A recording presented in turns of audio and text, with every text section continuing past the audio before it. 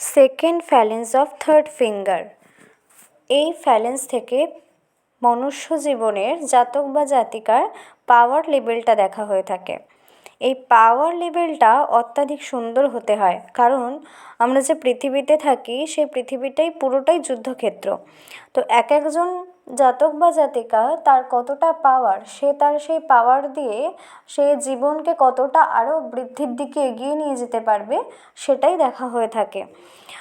তো এই ফ্যালেন্সটা যত সুন্দর হবে, তার জিওমেট্রিক্যাল শেপ, রাউন্ডনেস, লংনেস সব কিছু যত সুন্দর হবে, তাহলে বলা হয়ে থাকে যে সেই জাতক বা জাতিকার তার পাওয়ার লেভেলটাই ততটাই সুন্দর।